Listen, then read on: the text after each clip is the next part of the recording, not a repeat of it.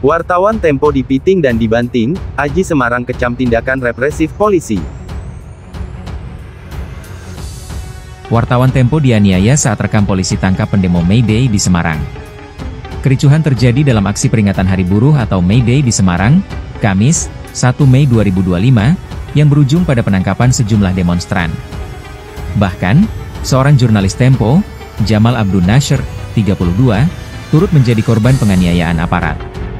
Dilansir dari Kompas.com, aksi yang awalnya berlangsung damai oleh gabungan serikat buruh berubah menjadi ricuh ketika massa berpakaian hitam tiba di lokasi. Sekitar pukul 17.15 WIB, sejumlah demonstran mulai melempar botol, batu, dan pagar pembatas taman di Jalan Pahlawan ke arah halaman kantor Gubernur Jawa Tengah. Kemudian, pada pukul 17.37 WIB, aparat terlihat menangkap dan menarik paksa sejumlah pengunjuk rasa di depan kantor Kejaksaan Tinggi Jawa Tengah. Jamal menjadi salah satu orang yang ditarik oleh diduga polisi yang tidak berseragam ke halaman kantor Dinas Sosial Jawa Tengah. Ia mengaku diminta menghapus rekaman yang diambilnya saat aparat menangkap demonstran.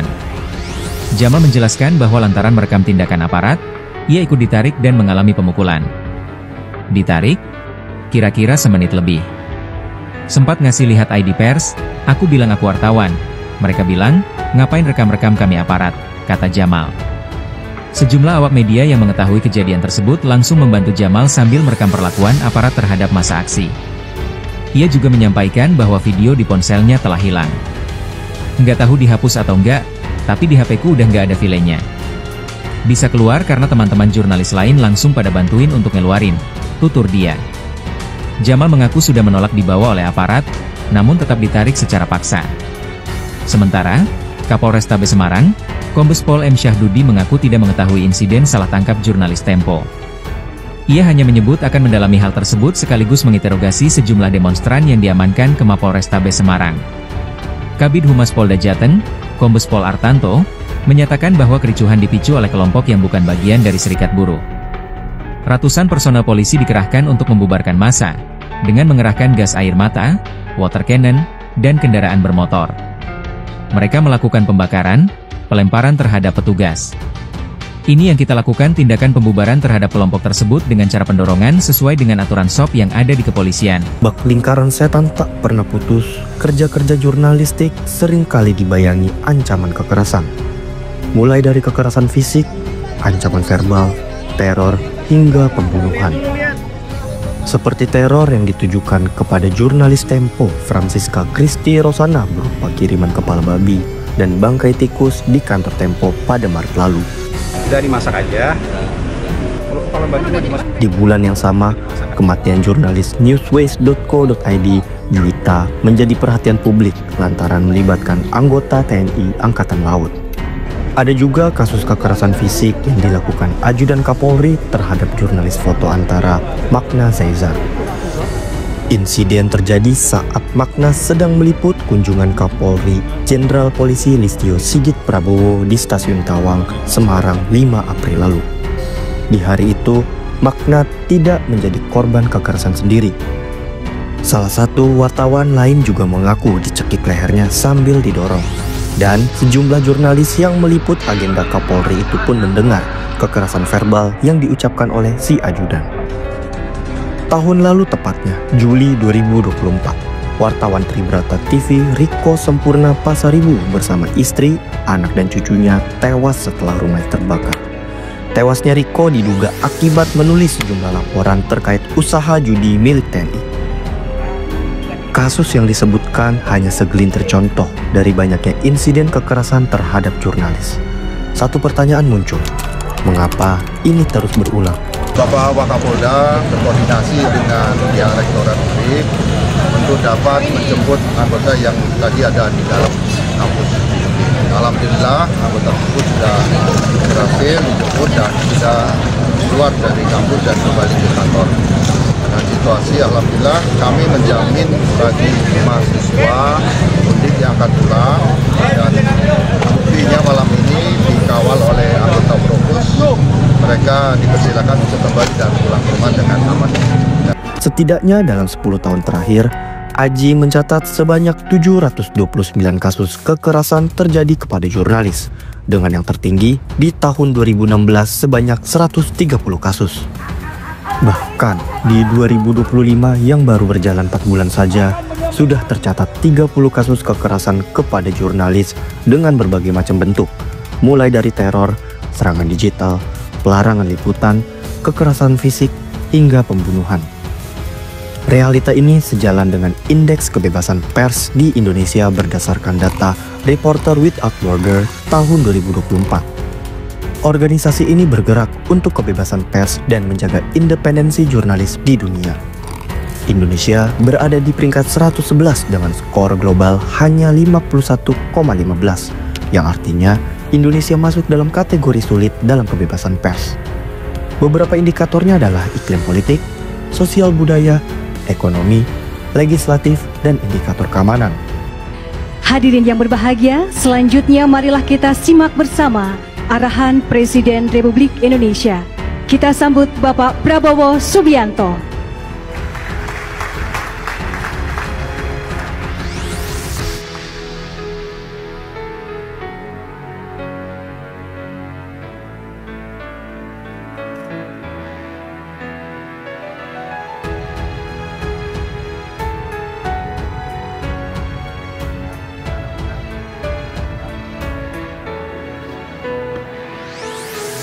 Baik, kepada seluruh rekan-rekan media, mohon maaf karena lain dan sesuatu hal kami persilahkan kepada seluruh rekan-rekan media untuk berkenan meninggalkan ruangan Cendrawasih Room. Sekali lagi kepada seluruh rekan-rekan media yang berada di sisi belakang, di area titik kumpul, kami persilahkan untuk berkenan menyesuaikan meninggalkan Cendrawasih Room. Terima kasih. Angka kebebasan pers Indonesia ini sangat jauh dibanding negara yang sudah referendum dari Indonesia, Timor Leste, yang memiliki skor global 78,92 atau situasi pers yang memuaskan. Alasannya itu cuma satu, karena adanya impunitas. Jadi setiap ada kasus kekerasan itu tidak terselesaikan, pelakunya nggak dihukum, kemudian semua orang jadi bisa melakukan kekerasan yang sama dengan beda model ya. Kemudian mereka juga yakin nggak bakal dihukum. Jadi impunitas yang paling menyebabkan kekerasan terhadap jurnalis itu bertambah. Selain impunitas, ada beberapa kasus yang dicatat oleh Aji setelah melakukan kekerasan kemudian pelakunya minta maaf. Nah, sebenarnya minta maaf sama penyelesaian kasus itu dua hal yang berbeda. Minta maaf boleh, tapi kasusnya jangan tidak diselesaikan. Kasusnya itu harus diselesaikan supaya menimbulkan efek jerah buat orang yang mau melakukan kasus kekerasan tersebut lagi.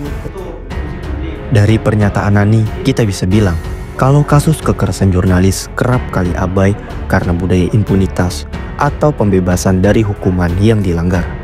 Hal itu membuat korban enggan melaporkan kasus kekerasan yang dialaminya.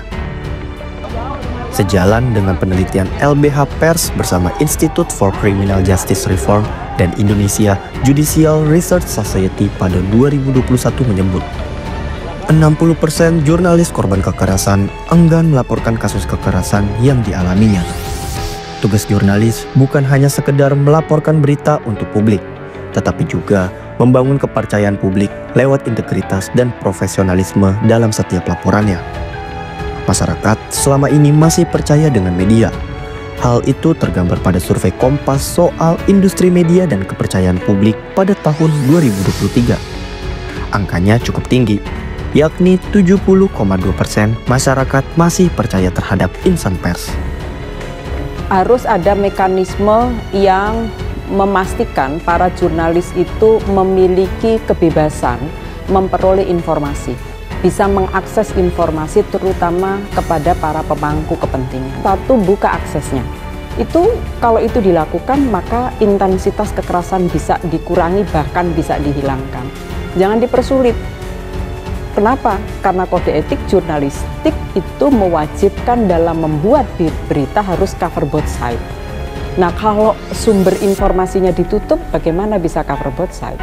Kebebasan berekspresi berpendapat yang salah satu elemennya adalah kebebasan pers itu kan merupakan fundamental rights ya yang dijamin di Indonesia baik di dalam konstitusi kemudian di dalam undang-undang HAM dan juga undang-undang kebebasan pers gitu sehingga harus dipastikan negara dalam hal ini pemerintah itu melindungi menghormati dan menjamin agar kebebasan pers itu terjadi gitu. Kebebasan pers ibarat amigdala di tubuh manusia yang mengatur respon tubuh apabila ada bahaya. Kebebasan pers pun sama, menjadi alarm apabila demokrasi mulai terancam. Ketika jurnalis diteror, diintimidasi, atau dikriminalisasi, yang sebenarnya terancam bukan hanya profesinya, melainkan hak publik untuk tahu. Tanpa pers yang bebas, demokrasi kehilangan jantungnya, dan masyarakat kehilangan hak untuk memahami dunia secara utuh. Jurnalis itu adalah orang-orang yang akan mengawasi pemerintah. Dia bukan oposisi. Jadi sangat salah kalau bilang jurnalis itu oposisi. Bukan. Jurnalis itu adalah anjing penjaga. Bahkan oposisinya sendiri bisa dikritisi. Jadi masyarakat harus percaya sama wartawan dan harus memprotes. Kalau bukan masyarakat lagi yang menjaga wartawan, menjaga jurnalis dan media, siapa lagi yang bisa kita harapin? Karena kita semuanya bekerja untuk mereka. Aliansi Jurnalis Independen AJI Kota Semarang mengecam keras tindakan represif yang dilakukan oleh aparat kepolisian terhadap sejumlah jurnalis saat meliput aksi demonstrasi Hari Buruh Internasional, May Day, di Kota Semarang pada Kamis tanggal 1 Mei tahun 2025. Salah satu jurnalis yang menjadi korban adalah Jamal Abdun Nasr dari Tempo, yang mengalami kekerasan fisik di dua lokasi berbeda. Insiden pertama terjadi sekitar pukul 17.30 waktu Indonesia Barat di depan kantor Gubernur Jawa Tengah, di mana Jamal diintimidasi, dipiting lehernya, dan hampir dibanting oleh aparat saat sedang meliput demonstrasi. Kekerasan kedua menimpa Jamal saat ia bersama jurnalis lain duduk di trotoar depan gerbang utama Universitas Diponegoro, Undip Peleburan sekitar pukul 20.36 waktu Indonesia Barat. Saat keributan terdengar dari dalam kampus, para jurnalis berdiri untuk mengamati situasi, tetapi langsung diinterogasi dan dituduh merekam oleh aparat berpakaian preman. Ada yang bilang, "Kami tidak takut sama wartawan Tempo," ungkap Jamal usai kejadian pada Kamis malam. Ia mencoba menjelaskan posisinya sebagai wartawan, namun justru dipukul 3 kali di bagian kepala oleh aparat berbadan besar, meskipun sudah dikelilingi dan dirangkul oleh Wakapolda Jawa Tengah, Brigjen Latif Usman, yang berdalih ingin mengamankan dirinya. "Ya, saya ditampar dan dipukul 3 kali di kepala," kata Jamal. Kekerasan ini juga menimpa jurnalis mahasiswa. Seorang pimpinan redaksi Pers Mahasiswa di Semarang berinisial DS mengalami pemukulan di wajah oleh aparat berpakaian sipil saat merekam tindakan kekerasan terhadap peserta aksi. DS mengalami luka robek dan harus menjalani jahitan di pipi. Selain itu, 4 anggota lembaga Pers Mahasiswa LPM, 2 dari LPM Justisia UIN Semarang dan 2 dari LPM Vokal Apgris, juga mengalami intimidasi saat meliput. Ketua AJI Kota Semarang, Aris Mulyawan, menilai tindakan aparat tersebut sebagai pelanggaran serius terhadap kemerdekaan pers dan ancaman langsung terhadap demokrasi. Tugas jurnalistik dilindungi undang-undang. Aparat yang melakukan kekerasan terhadap jurnalis adalah pelanggar hukum. Kami mengecam keras tindakan represif ini dan mendesak pelakunya diusut tuntas, tegas Aris pada Jumat tanggal 2 April tahun 2025. AJI juga mengingatkan bahwa sesuai pasal 18 ayat 1 Undang-Undang Nomor 40 Tahun 1999 tentang pers, tindakan menghalangi kerja pers dapat dipidana maksimal 2 tahun atau denda 500 juta rupiah. Tindakan terhadap Jamal dan DS jelas mengarah pada tindak pidana penghalangan kerja pers, tegas Aris. Di sisi lain, pendamping hukum aksi May Day, M. Fajar Andika, menyebutkan bahwa ada 14 mahasiswa yang masih ditahan oleh kepolisian. Sebelum penangkapan, polisi sudah menembakkan gas air mata ke arah massa. Tindakan brutal ini kembali dipertontonkan di ruang publik, ujar Fajar.